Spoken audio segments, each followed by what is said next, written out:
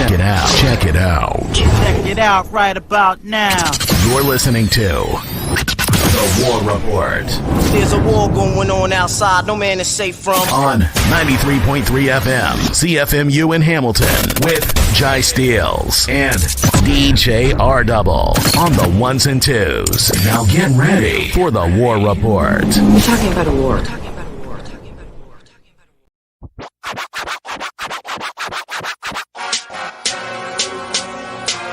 This is a DJ Diamond Skills exclusive.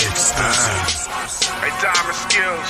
Yeah. You know I got pages for y'all. You know what it is. Yeah. Hey, motherfucker, I'm back. Got these rappers in the city like that. Not him again. This ain't new to me. With a couple of girls in the nudity. Hey, motherfucker, I'm back. Hey, motherfucker, I'm back. Hey, motherfucker, I'm back. Got these rappers in the city like that. Not him again. This ain't new to me. With a couple of girls in the nudity. Got a couple loose notes, no foolery. I can sit it here, sit and write your eulogy. I tame cats and no more cruelty. Civilized rats who practice buffoonery. No homo, these haters try to screw with me. My goons got goons, so what can you do to me? So you niggas shot dressed with some fluency. I got a closet and I'm selling Louis V's. LRG's, G, but what you need. I'm a new lumberjack, check it out, I'm chopping trees. Yo, boy, do it properly. This that loose notes, y'all a loose leaf mockery. DJ, know you hate it when you see him. Post it off York, I should play the Coliseum. Black hoodie, I'ma look me to save him. Buck boy, stacking paper, no lean man. Loose note, let go. Loose note, let go. Loose note, let go. Loose note, let go. Loose note, let go. Loose note, let it go. Loose note, let go. Loose note. Y'all niggas looking all teeth. Biting my shit, then I'ma bring it all beef. The cooking nigga, I don't need a palm heat. I'm serving dinner on a line sheet. Let's eat. And grab a chicken head. I bring the drama with me. Hit it up. Hotels in the Soccer City. My baby moms, she hoping that the karma get me. It came back around. All I'm doing pulling 50s. Brown bills, so which show they coming with me? Couple concubines, yeah, little pimp in me. Big dog, why I need to chase kitty? Got your girl on floors to the scene sticky. I know you hate it when you see him. Post it off York, I should play the Coliseum. Black hoodie, I'ma look me to save him. Buck boy, stacking paper, no lean man. Let go. Loose note. Let go. Loose note. Let go. Loose note. Let go. Loose note. Let go. Loose note. Let go. Loose note. Let it go. Loose note. Let go. Loose note. I got a HQ rolling in the big feeling. I got a HQ rolling in the big feeling. I got a HQ rolling in the big feeling. Make a strange cloud originating from the Steel City. Weather maker, my smile leave your head dizzy. While I'm raining on parades, niggas come and get me. I lead a pack, y'all niggas running empty. I see the haters coming, but I don't even panic. Nah, nigga, this nigga here fear none. Do a full 3 and take it back to square one. Diamond Skills told you we gonna be a problem. Use my pages. Loose notes.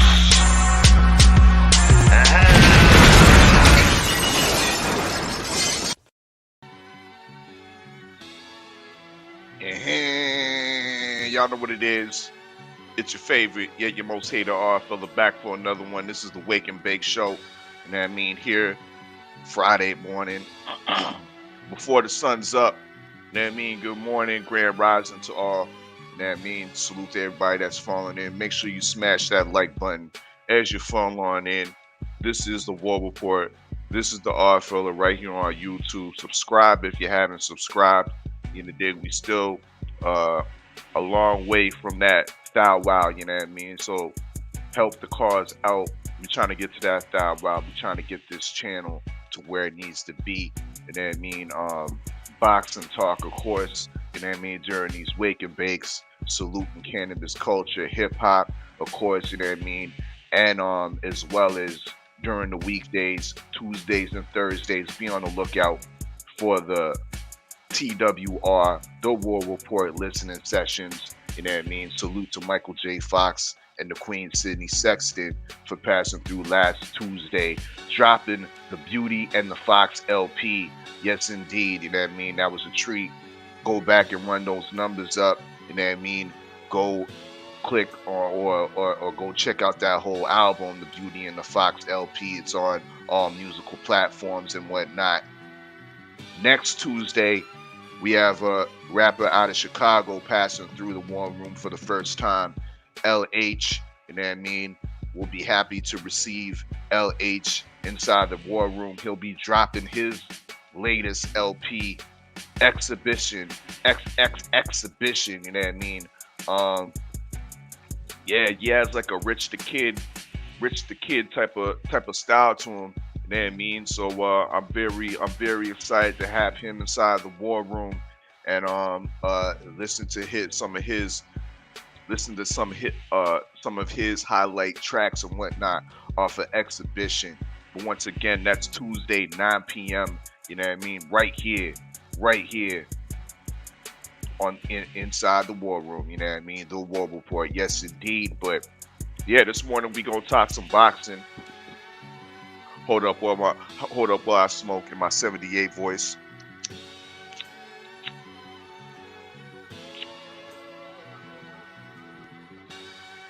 Shout out to Millz Grillz Instrumentals. You hear the beats in the background.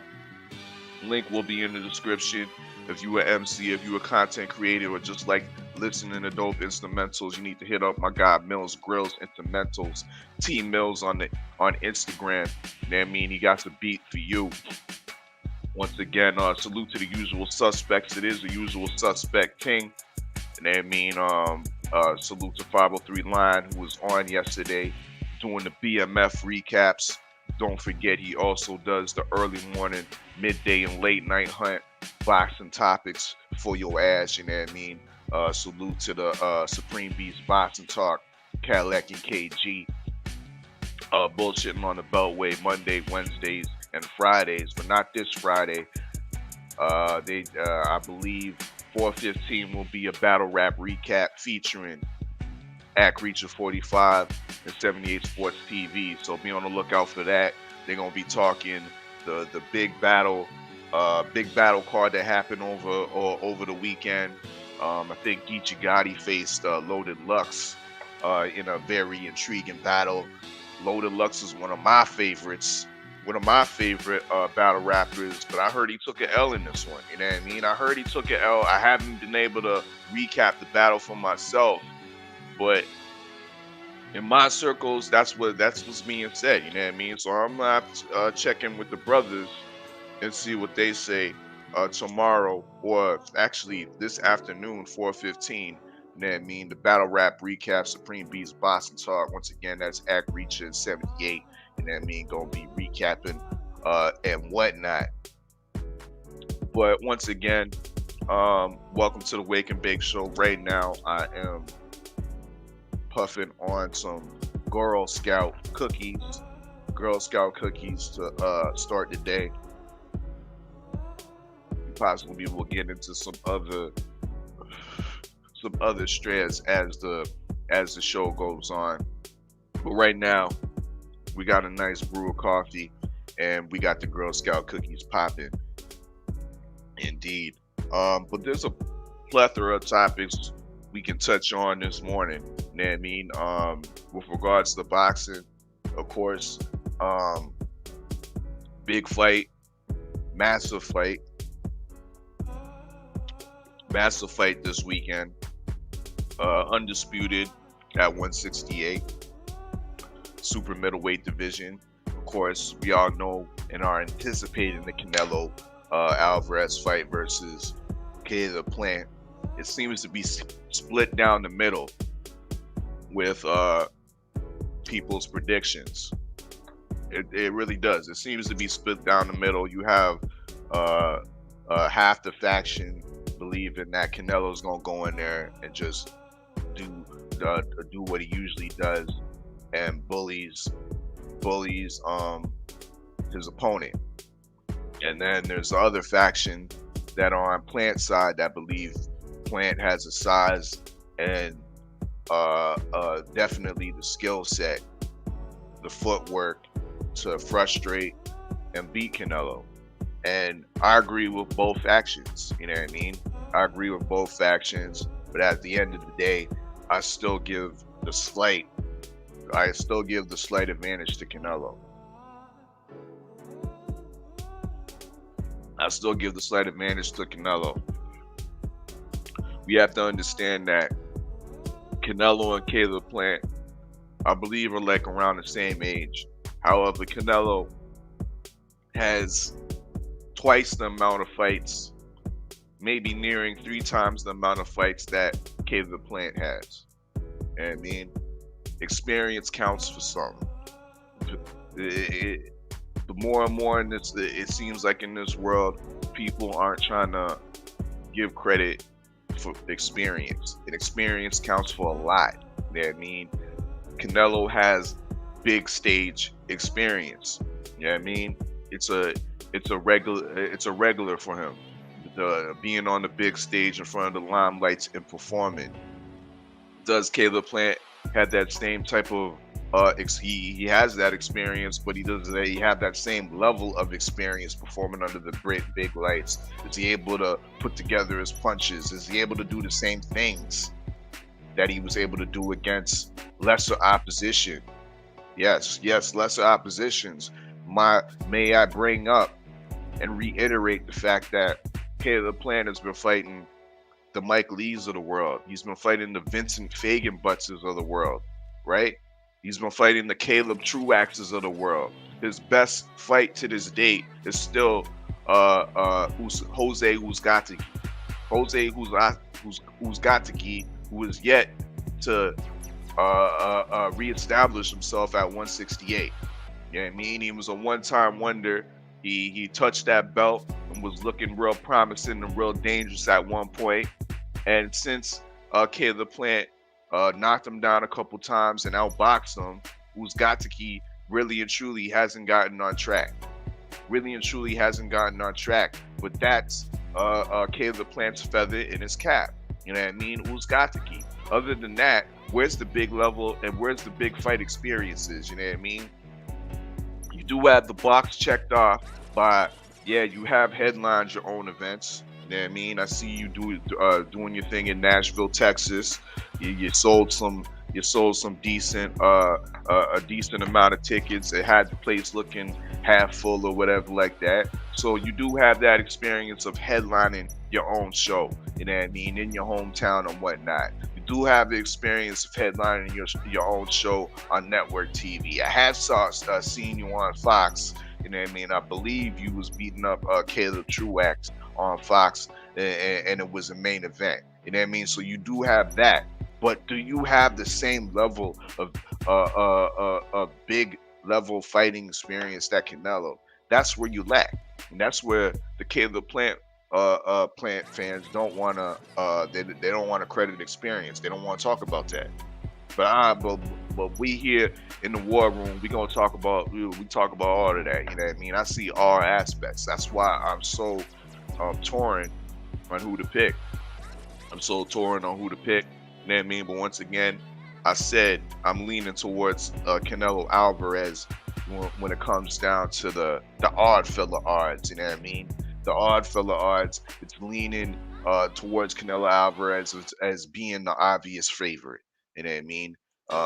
Once again, there's fans out there of Caleb Plant that believe he's the favorite, and I totally disagree with that.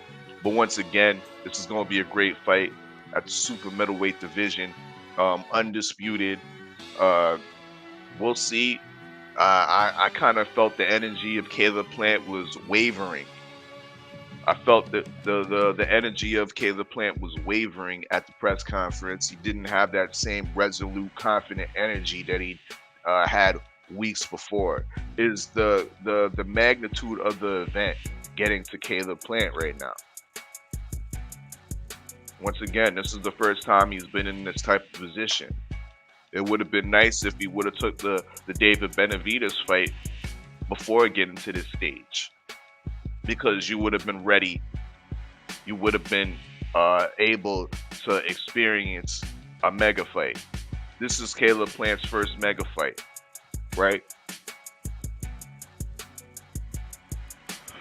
Another thing I will bring up is the fact that Caleb Plant might be the first boxer I've realized that I guess tanning is part of their training regimen. You know what I mean? Caleb Plant had a serious tan going on coming into the press conference, so much so that around his eyes and the top of the bridge of his nose weren't the same color. They were like 3 shades lighter. You know what I mean? So what part of the game is that? Is that for the tightening of your skin, or is it for, I guess, peace and tranquility? You under the lights, and you know what I mean, and you just have time to think and focus on the task at hand, possibly. But I just wanted to point that out.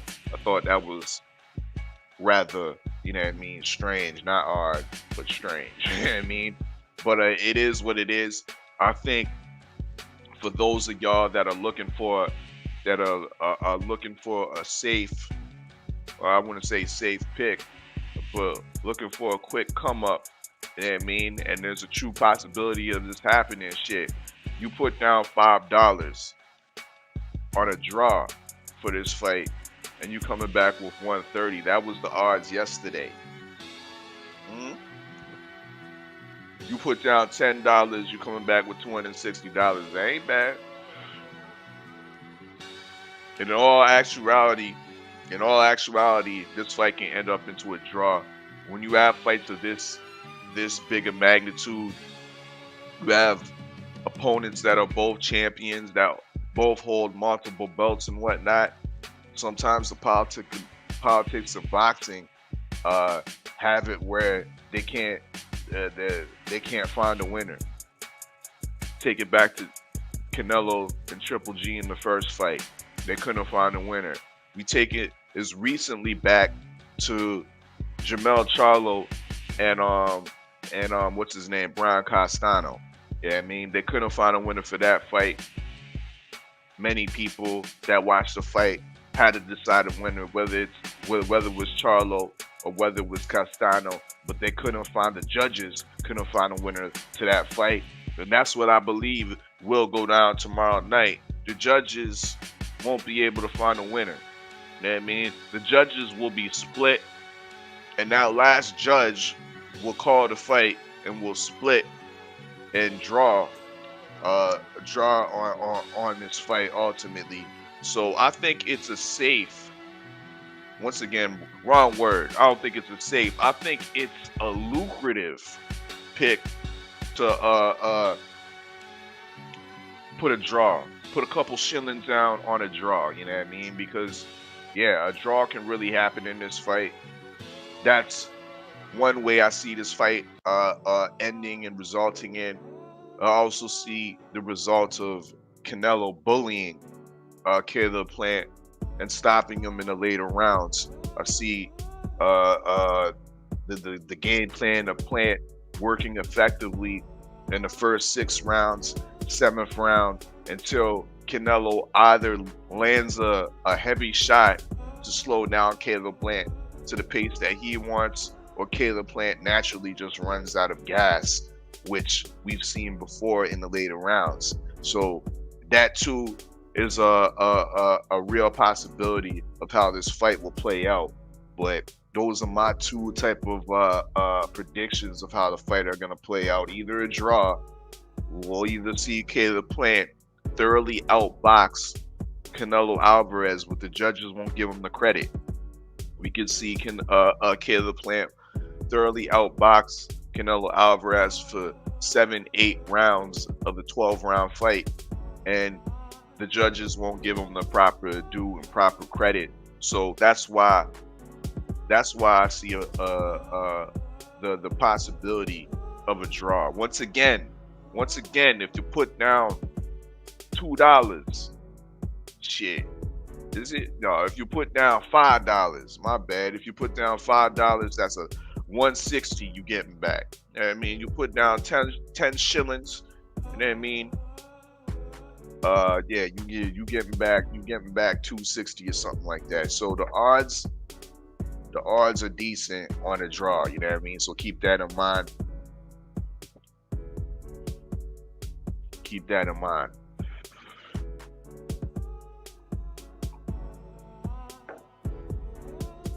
Smash that like button as you fall on in.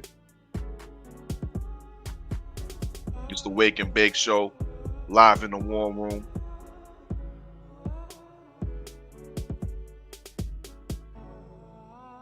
But let's talk some scary talks. It is still dark out here. Still, the sun hasn't came up. So let's talk about some boogeyman talks. You know what I mean? Let's talk about some real boogeyman talks. Over the weekend, we had Jerron Boots Ennis score a spectacular knockout over a durable welterweight in Thomas Delorme.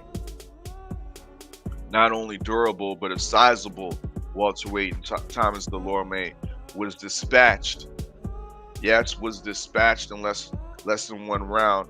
Latest reports I've seen is that the team of Thomas Delorme has appealed, or not appealed, but has filed a protest against the way he was knocked out. They believe that Boots Ennis landed a illegal punch in that first knockdown, which when Delorme suffered that knockdown, he wasn't able to fully recover after that. Now the punch did land a little bit to the back of the head. I would say to the rear of the ear. You know what I mean?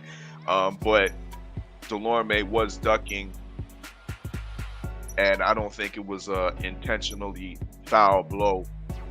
I don't think it was a foul blow at all. I think it was a legal punch that could be argued it was borderline. But at that, Thomas Delorme's team is filing a protest against the Nevada State Athletic Commission to, I guess, try to get this result reversed to a no contest. Does he have any grounds? Does anybody think that this that punch landed by Boots against Delorme was an illegal punch? Once again, in my opinion, I think it was a clean punch. There's an argument that it was borderline, but at the end of the day, I think that was a spectacular knockout for Boots Ennis. And once again, there hasn't been any other welterweights to date that have done this type of work to Thomas Delorme.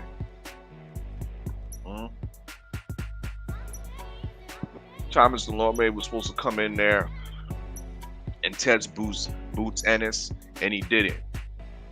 Sergey Lipinets in his last fight was supposed to come in there and test Boots Ennis, and Boots Ennis ragdolled him, tore him apart, you know what I mean, and knocked him out, sat him on his pockets.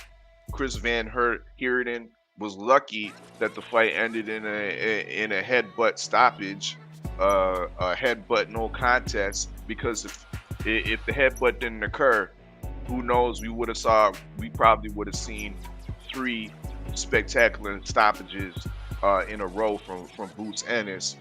But yet in mind, nobody wants to put the boogeyman status on Boots. Nobody wants to put the boogeyman status on Boots because it's not like there's elite competitors, champions, and guys up at that are swimming in the elite pool, the deep waters of the welterweight division. Nobody's calling out Boots' name.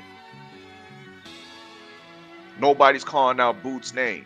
Only one that calling out Boots, no one's calling out Boots' name. But the fans. But the boxing analysts. Ain't nobody calling out Boots' name. You know what I mean? So when you have a illustrious fighter like Boots, salute D-Lo 404 boxing, you know what I mean? Respect for passing through. Y'all know what it is, you know what I mean? Live up in the war room. When you have a fighter like Boots calling out other fighters such as Bud Crawford, such as EJ, and these fighters say nothing, it further solidifies my claim that Boots is a boogeyman of the division. I know it hurts. I know it hurt some of our Texas brothers. You know what I mean? I know it hurt some of our Nebraskan brothers. You know what I mean? But this is the truth. You know what I mean? I'm hearing a lot of protectionism going on right now. I'm hearing a lot of protectionism going on. All of a sudden, oh, well, why don't Boots fight Keith Thurman? Keith Thurman ain't doing nothing. And it's not like, don't get me wrong, it's not like I'm saying because Boots called out EJ. EJ has to fight Boots next. I'm not saying that. But I'm saying give the man some acknowledgement. You know what I mean? Give the man and say, let the man know, yeah, you can get this smoke in due time. You know what I mean? You can get this smoke in due time. You can get this smoke. Matter of fact, I got a time for you in the spring. I got a time for you in the summer. We can do something on Juneteenth. Because keep in mind, these fighters are their own promoters too. Huh? You want to forget that. Niggas want to be bosses on a Monday, but by Friday they just a fighter. Nah, man, they fighters and promoters all. You know what I mean? All 7 days of the week, and they gotta have the forethought to put together these fights. You know what I mean? All of a sudden you just want to talk about talk to my promoter, call Bob Arum and say, nah, bro. We need to make this sport great again and set these fights up. You got a real fighter, a real threat to the throne, saying I'm coming to your city and I'm coming to sack the village, my nigga. And they don't want to be heard. They want to act like he's non-existent. The protectionists are now saying you need to fight Keith Thurman. You need to fight Butayev. Ain't nobody know about Butayev until last Saturday, and now all of a sudden Boots needs to go fight Butayev. I'll tell you what Boots needs to do though, because I keep that same energy. I'll tell you what Boots needs to do though. He needs to get himself some more big time experience. Okay? I don't have no problem with the call out that Boots gave to the champions, because I do believe he's on the level of those champions as well. I believe if he fights either EJ or Crawford, that he can win. It would be a competitive fight, and he could lose, but he can definitely win. D-Lo 404 says, I've said for over a year now that if Boots gets EJ, it will have to be at 154. That's the way it's seeming right now. And I think who started that trend? Who low-key started that trend is Danny Garcia. It's funny, I saw Danny Garcia. He was walking out his boy Josue Vargas out, you know what I mean, on Saturday before he got knocked out. And it's like, yo, where you been, Danny? There you go, Texas Drip. Yeah, I'm talking about your boy right now. I think Texas Drip, he might be one of the captains of the protectionists for EJ right over there, man. Good morning to you. But let me get back to Danny Garcia, because I think that Danny Garcia was the first one to low-key start this trend, because I was calling maybe 6-8 months back, D-Lo 404. I was calling 6 to 8 months back for Boots to fight Danny Garcia in an all Philadelphia challenge. You know what I mean? The passing of the torch. After Danny Garcia, of course, I mean, he got vanquished. He got vanquished by Errol Spence, an Errol Spence comeback fight, and maybe Danny Garcia needed some sauce to food to come back to, but shit, he He ain't fought since. And he is from Philadelphia. That would set up a big headlining fight for Boots in his hometown. That would be a good look. See, the Oddfella has forethought. You know what I mean? I don't know what a lot of these guys in the boxing industries are doing. You know what I mean? But maybe that ideal was being presented, and that ideal got to the Garcias. And now all of a sudden, Danny Garcia is having different feelings about 147 because he knows the boogeyman is in his closet right now. Yeah, the boogeyman is in his closet. So what he gonna do? He gonna leave the house. Danny Garcia gonna leave the house and go to a new house at 154. 503 says, tell Showtime make the fight.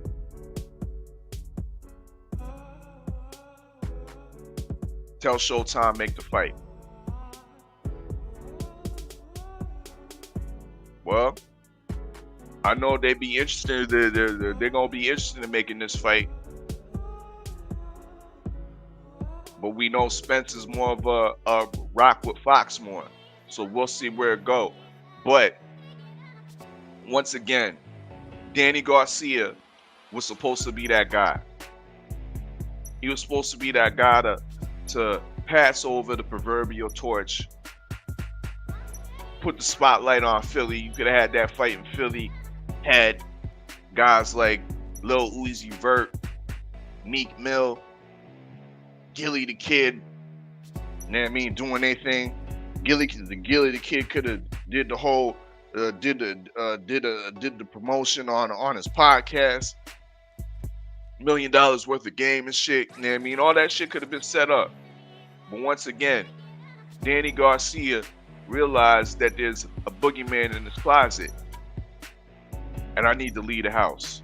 I need to leave the 147. I need to leave this address of 147 and move up the street to 154. Isn't that what's going on right now? Right.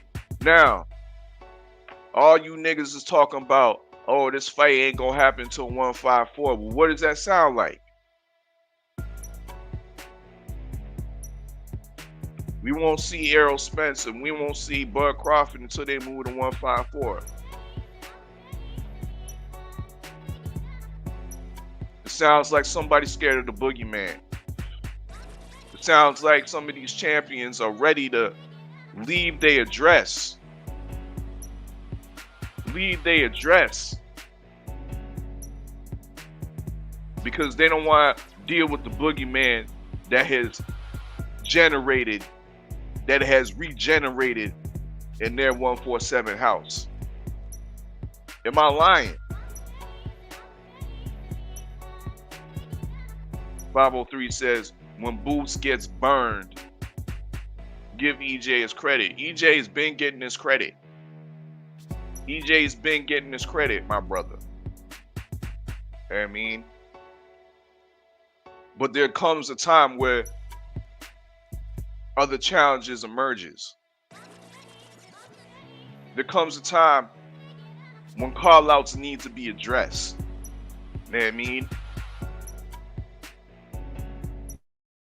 There was a time when Mikey Garcia, little kangaroo-looking ass Mikey Garcia, called out your boy EJ 503.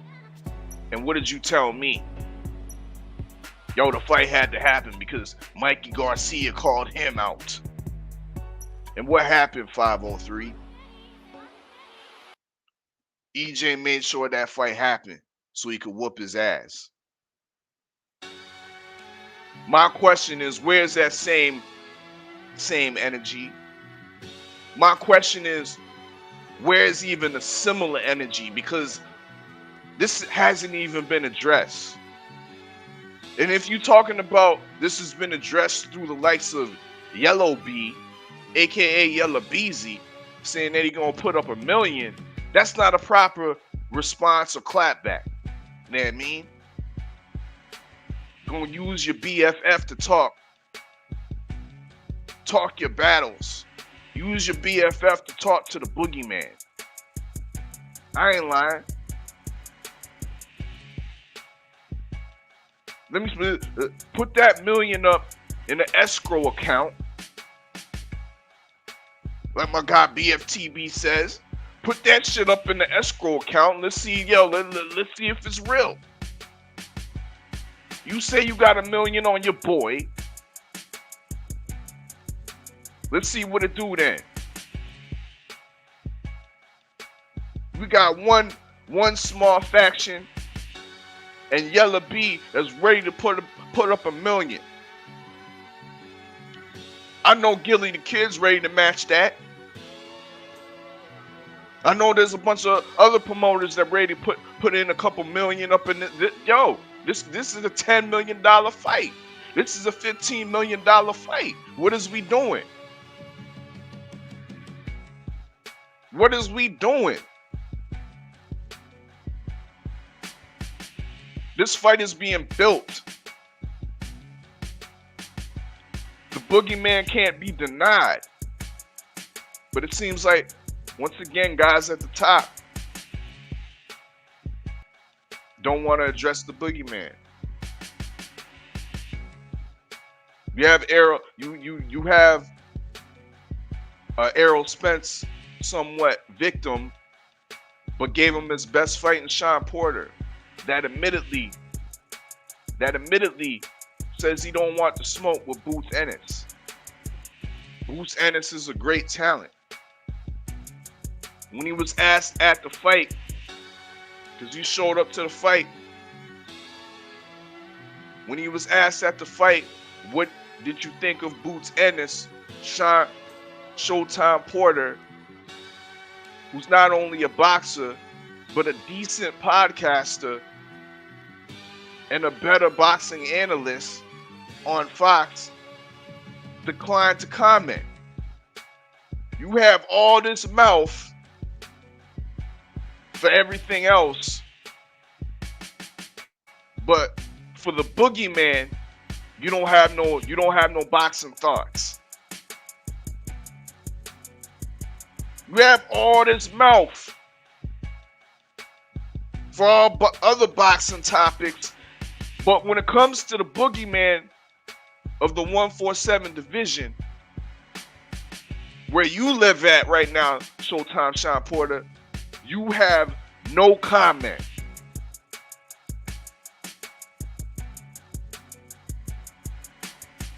Is the address of 147 Boxing Avenue is under terror.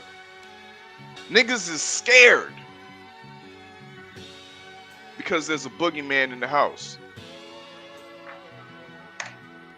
Niggas is scared because there's a boogeyman in the house. Dilo says Boots should be calling him out. That doesn't mean he's supposed to get just to get in the game. He's headed in the right direction. Stay there. I agree. Once again, I'm not saying Boots should get this fight right next. But I don't see no problem with him calling these fighters out. But I do see somewhat of a problem when these fighters don't address them and respond back.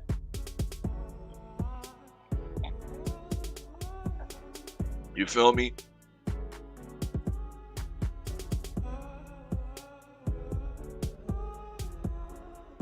Let's go on to this next topic right here. Smash that like button as you fall on in. It's the Wake and Bake Show. Once again, salute to Captain Redbeard, my cannabis sponsor. We are waking up and puffing on the Girl Scout cookies. But something I want to do with y'all real quick. We can do this definitely interactively.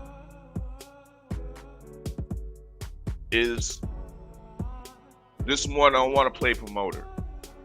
Yeah? This morning I want to play motherfucking promoter. I got plenty of hats. It's time to rock the promoter hat this morning.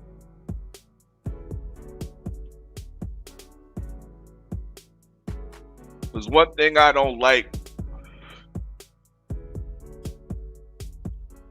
and that has really been a regularity in the game of boxing, is weak undercards. Yeah, I don't like these weak ass undercards. And what people are gonna be paying for tomorrow night for the Canelo Plant pay-per-view is very top heavy. We're being treated to a great fight, a great main event. However, the undercard does not match at all. The undercard is definitely not satisfactory. Not to the casual fan, nor to the hardcore fan. As I pull up the fights, the undercards we see here, we got time. As Big Chief Top Cat says, walk with me. Now this promotion is put on by Canelo Promotions, TGB Promotions, and PBC. So we got the Superfly division. Juan Salteria, 7-0, fighting Fernando Diaz. Don't care. Don't know who these guys are. Superfly. No disrespect to the Superflies and the flyweight divisions, but I mean, it's just the opener, but it is what it is. Another flyweight fight. Joselito Velasquez against Gilberto Mendoza. Don't care. Here's a notable name. At the 140 division, we got Rances Bartholomew. He's 28-1-1, but Rances Bartholomew definitely is not the most exciting fighter to watch. But albeit, he's on this card fighting Gustavo David Vittori, 25-9, on a one-fight winning streak. Don't know who Gustavo Vittori is, but this is a preliminary type of fight. Not sure if this is on the main card, which it shouldn't be. In the super featherweight division, we have Jose Manuel Gomez, 12-0, fighting the 8-rounder against Jose Antonio Mesa, who is 7-6. And that's, once again, I don't know if anybody know who Jose Manuel Gomez is. I don't know. I don't know this guy. It's an 8-rounder, and he fighting a straight journeyman that's on a 2-fight losing streak. These aren't the caliber fights that I want to be seeing and paying for on a pay-per-view. Ray Vargas, 34-0. This is in the super bantamweight division. He's fighting a 10-rounder against Leonardo Baez. I was looking at the press conference yesterday, and they had so much questions for Ray Vargas that I forgot he even had an opponent. Now I see his opponent is Leonardo Baez, who's 21-4 on a 3-fight win streak. But this is once again a underwhelming fight that nobody cares about. But I'm gonna get back to this in a few seconds. Anthony Durrell is in the 10-rounder, 33-2-2, with Marcos Hernandez, 15-4-2. Marcos Hernandez absolutely has no personality when he was answering those questions yesterday at the press conference. But yeah, I don't expect much from this fight either. It might turn out to be a decent fight at the end of the day, but on paper, this is not pay-per-view worthy. This is not pay-per-view worthy. And the thing about it too is that this is supposed to be the co-main. Anthony Durrell versus Marcos Hernandez is supposed to be the co-main. Last but not least, another fight that I didn't mention, Elvis Rodriguez is on the card fighting at 140 once again against an undefeated fighter in Juan Pablo Romero. I'm not too familiar with Romero. This seems to be a decent fight, but to me, at the same time, it's a preliminary fight. I don't believe it's a fight on the levels that should be showcased on the main card, on the especially being a pay-per-view event. But with that all being said, it's time to play some promoter. You know what I mean? We got D-Lo for say play promoter. Someone needs to pull Showtime's coattail and tell them and let them know Boots should be headlining each time out. Period. I agree with that. You know what I mean? I agree with that. It seemed to me like after the Boots fight, when he knocked out Thomas Delorme, a good 30 to 40% of the fans left the event.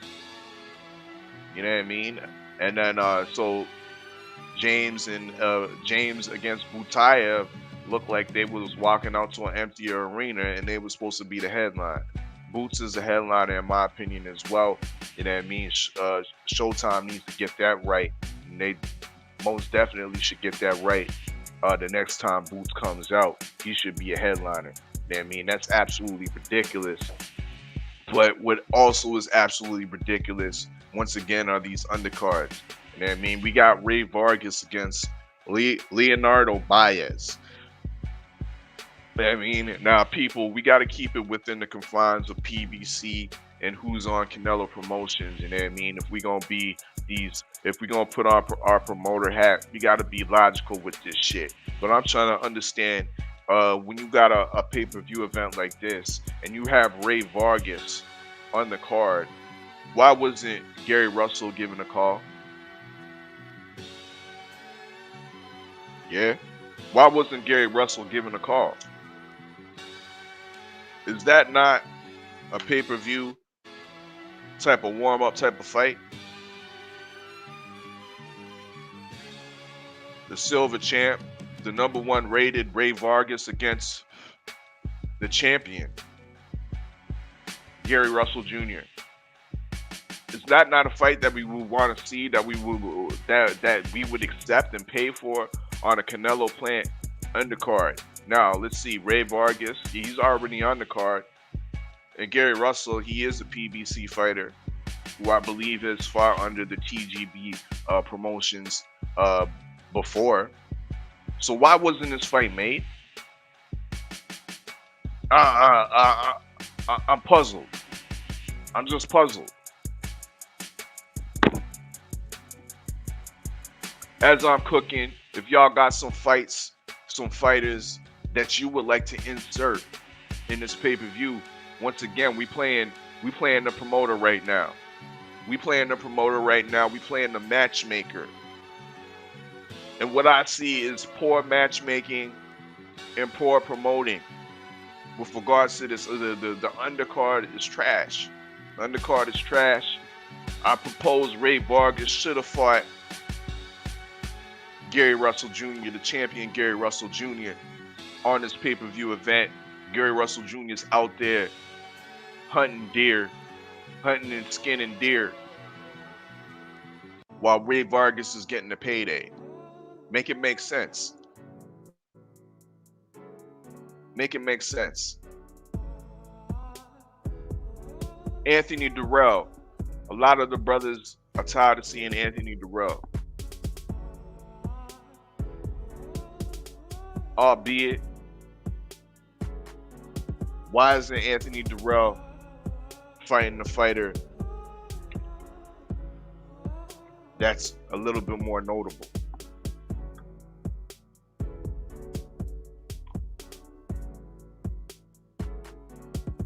Why is Anthony Durrell fighting a guy named Marcos Hernandez? When there's fighters at 168 such as Alantez Fox that are ready for that smoke. Ready for that smoke. Alantez Fox versus The Dog Darrell, the Dog Darrell is a better co-main than motherfucking the Dog Darrell against Marcos Hernandez. Tell me that I'm lying.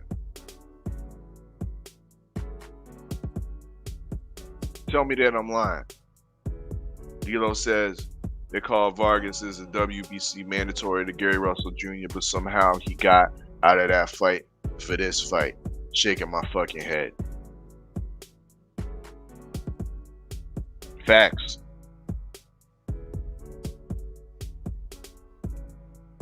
So this is a tune-up. We're being treated to a bunch of tune-up fights for the undercards. Back in the day, we ain't know the undercards, the pay-per-view events were meaningful fights, not tune-ups.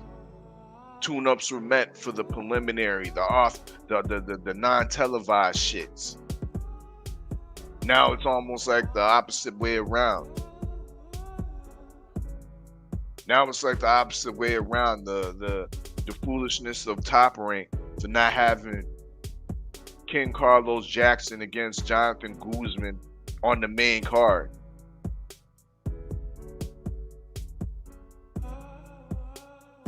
When that's a highly competitive fight that has major implications on a division.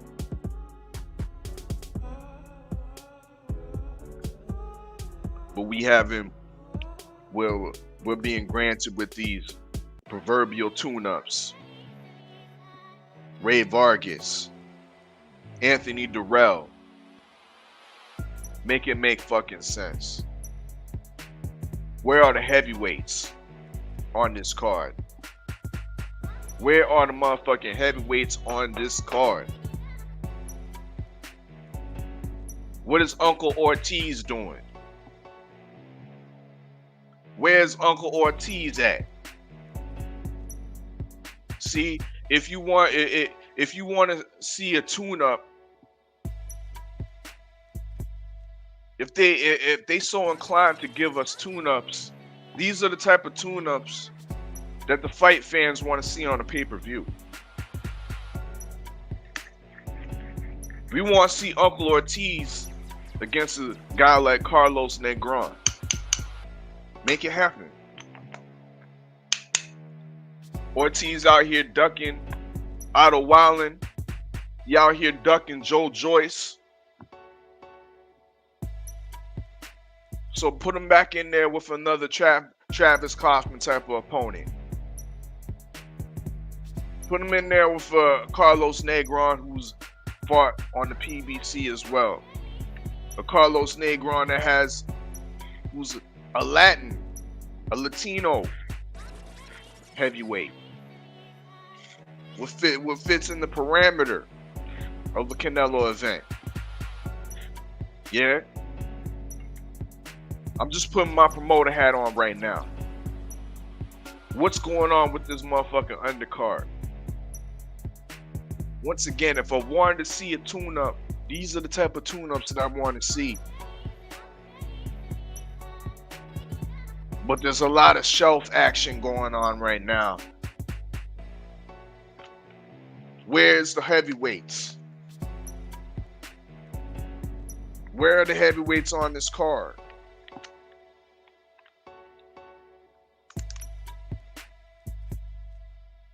Where are the other super middleweights? This was an opportunity to showcase the super middleweight division on a grander scale.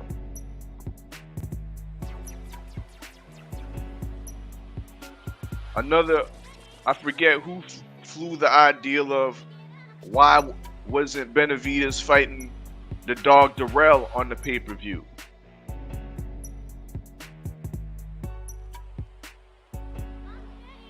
That would have made some more sense than what we're going to see tomorrow with Marcos Hernandez. That would have made more sense, in my opinion.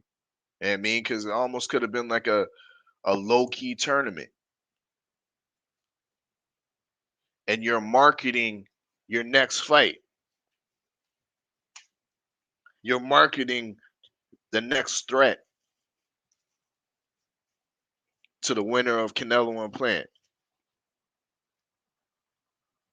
That would have been smart to put David Benavidez on the undercard.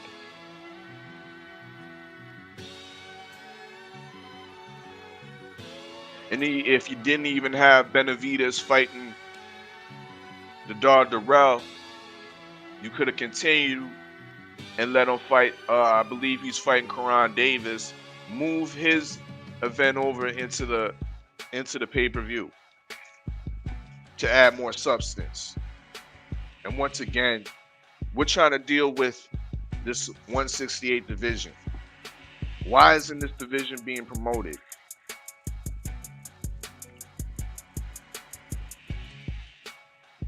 D'Lo says, is Baez a southpaw?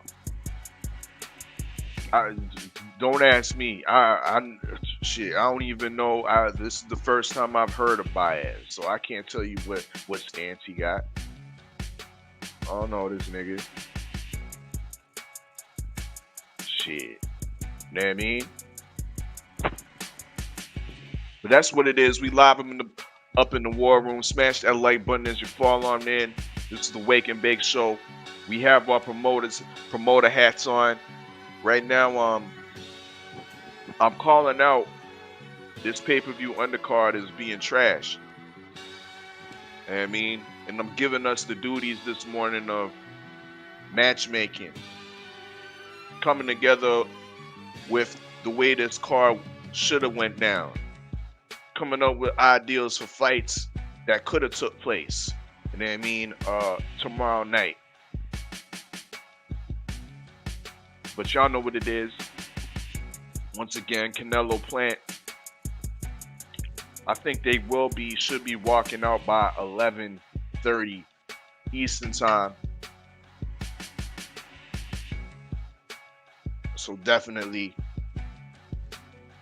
keep in tune to that. Because those, once again, those undercards are definitely not much to tune into.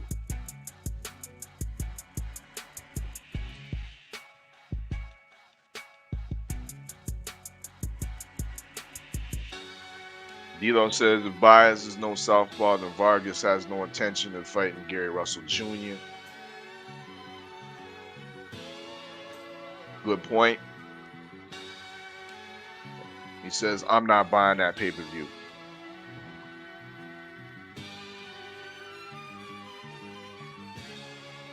Since we have a promoter's hat on right now, let's cook on this topic right here.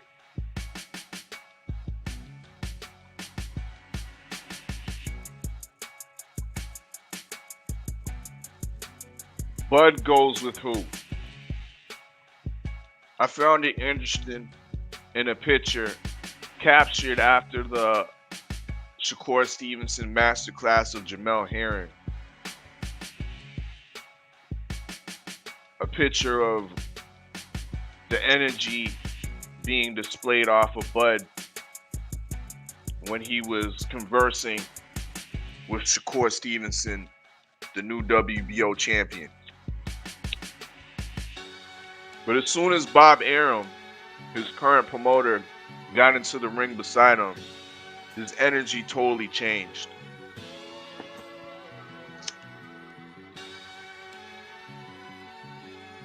To me, that spells the end.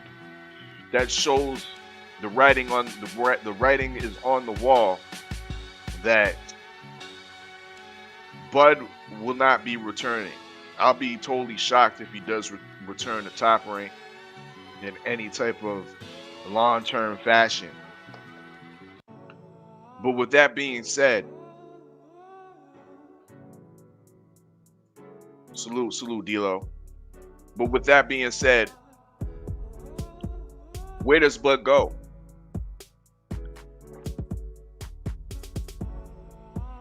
Where does Bud go? What to do, Cadillac? Supreme Beats Boxing Talk. Y'all know what it is. It's Usual Suspect 10. We can't forget Bud made that trip over to Dubai. Speculation is that he had a closed door meeting with the MTK Global. So that's definitely on the table. That's definitely a possibility. Shout out to Smoke City Bobcats on IG, 503 line. I saw the posting of Matchroom, Fast Eddie Hearn, talking his talk. You know what I mean? And it almost seems like he's heavily wooing the Lopez's, T.O. Jr. and T.O. Sr. Looking in the camera and boldly saying, "You're the boss. I work for you." It's the next generation of the Hearn that's realizing those old colonial ways will not work on the surface. Right? So we got Eddie Hearn out here sucking up in front of the camera. But is he a potential candidate, a potential suitor for Terrence Bud Crawford? You know DAZN would love to have Terrence Bud Crawford, and they tried to make a somewhat of a play for him on the Virgil Ortiz fight.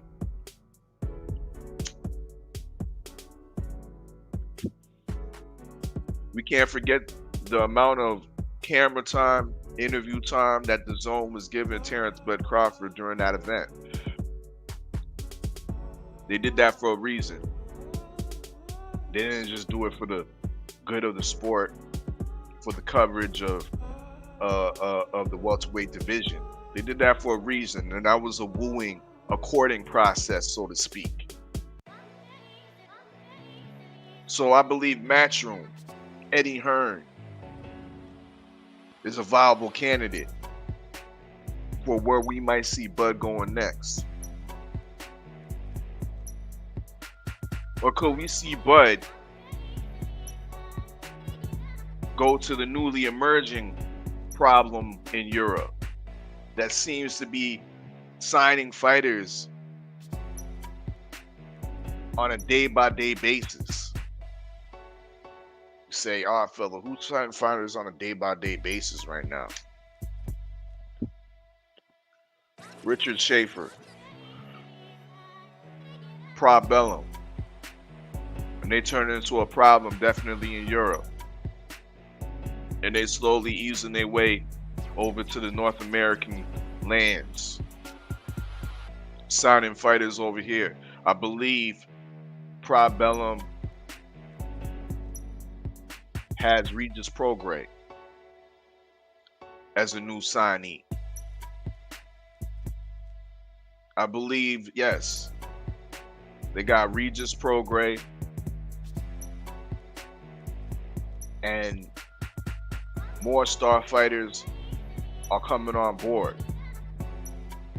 Richard Schaefer's always had been reputable, highly reputable in this boxing industry. So is he a suitable candidate for where Bud goes next? Mind you, I ain't never said nothing about PBC yet.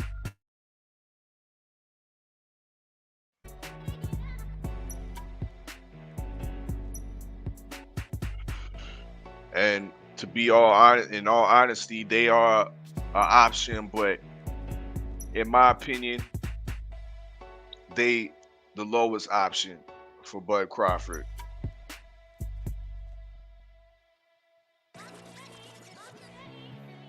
It would be great for him to go over there to PBC and be in the mix, but I think there's other politics going on that we may not know about on the surface. Might be some underlying politics why that situation won't come to fruition. So I think at the end of the day, when this fight is concluded, and I believe Bud Crawford will beat Sean Porter, when he fulfills the last fight of his contract, I believe he's either going to Matchroom DAZN or possibly MTK Global.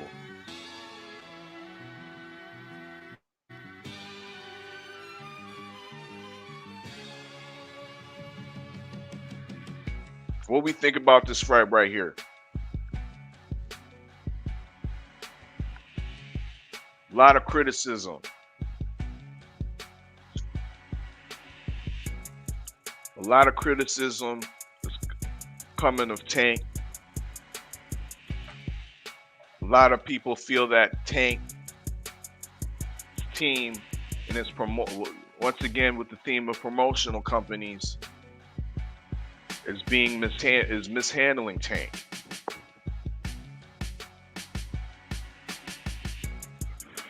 Tank's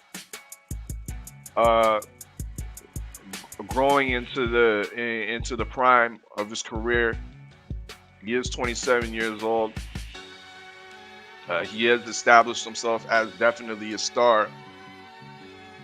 However, it's been a while since his opponents have matched the level of his star status. It's been a while. So I can see why there's somewhat of an outrage with the making of this fight against Isaac Cruz. But not to say that it's a bad fight, but once again, the boxing fan who probably spends the most money out of any fans of world sport, we're being asked to pay for this pay-per-view. Tank Davis against Isaac Cruz. We're being asked to pay for this.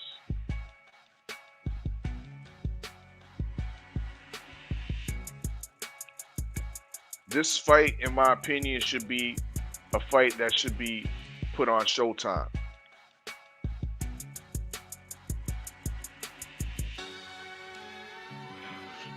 Use this fight to further build Tank's casual fans.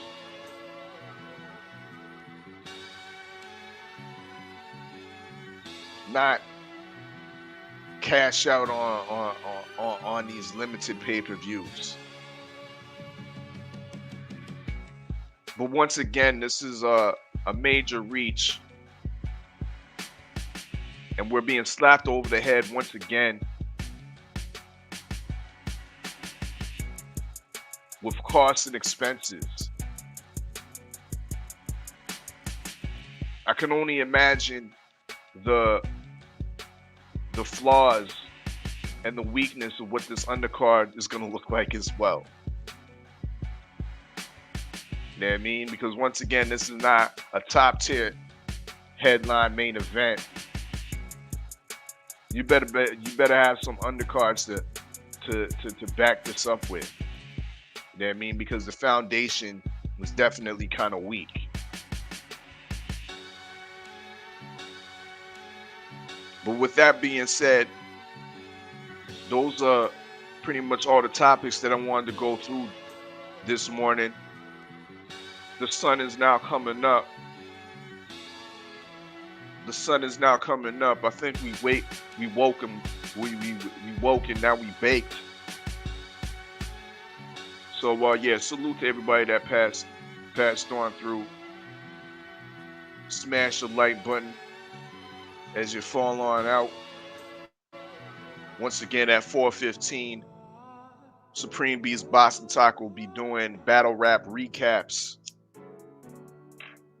I need to hear what's going on with that, with Loaded Lux. I heard my homeboy took an L. Say it ain't so. Say it ain't so. You know what I mean? But that's what it is. Check that out. Go check out my guy 503 BMF recaps. That was last night. I need to catch up on my BMF. That's why I try not to listen to the whole show. You know what I mean? Because I don't want I don't want to spoil it for myself. You know what I mean? Because I haven't watched everything. I'm not up to date. Well, I think I might be on episode 3.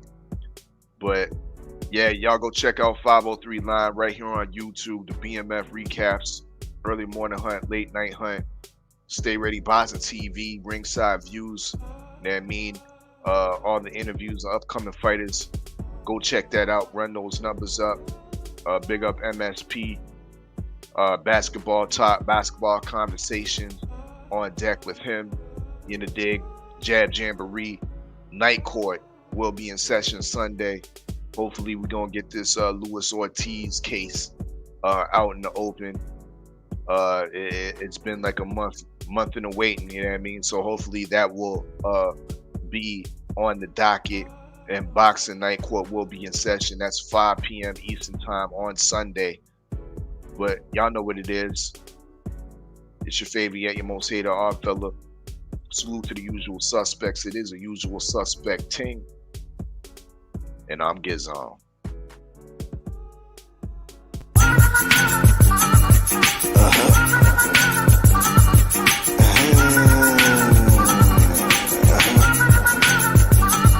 don't really know.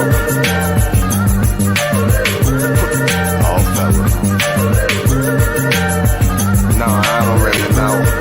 Oddfella. She got the inner aura of a devil. Yeah, she got a nice body, but she ain't on my level. No offense, but my life needs suspense, so I'ma get acquainted with her anyways. I represent Oddfella. I'm pleasured by your circumstance. Old girl got me jonesing with a certain stance. Turn around, shorty, and let me pet you down. You ain't down with it, well that's a standard now. Yeah, you fly to the fingertips, liquor on your breath like you probably don't remember this. Amnesia, you tell me that I need you, but all I really need is you to shake, no seizure. I know your booty so morbid, and you're trying to get me caught in your orbit before I explode it. Yeah, damn, she be a bitch since you look like candy, but she smells like prison. I don't know. Thick thighs and her hair's did too. I don't really know about you. Yeah, she wants slow and she knows how to move. No, I don't really know about you. Big booty and a big ego too. I don't really know about you. She got friends and they all coming through. I don't really know. Yeah, I know a lot of things, but I don't know about you. You like to talk loud and you got a wild crew. You say you getting money, girl, I ain't seeing nothing, but you begging for some drinks like I ain't seeing coming true. You got a good look, so you can get a breezy and a draw from a blizzard, girl, it's all a good leisure. You ain't making moves yet, I ain't trying to tease you, I'm just trying to read you. You follow my procedure, I got a funny feeling niggas looking at me vexed, and there ain't no pride beef, so they must be your exes. I need to know, cause shorty, I'm a CEO, and I'm hitting different spaces you don't even know that I can day trip. You trying to get me tripped up, but I'm something like a pimp, how I limped up. And even though I heard enough about you, I don't really know about you. No, thick thighs and her hair's did too. I don't really know about you. Yeah, she wants slow, but she knows how to move. No, I don't really know about you. Big booty and a big ego too. I don't really know about you. She got friends and they all coming through. I don't really know. I don't really know about you. No, I don't really know about you. I don't really know about you. I don't really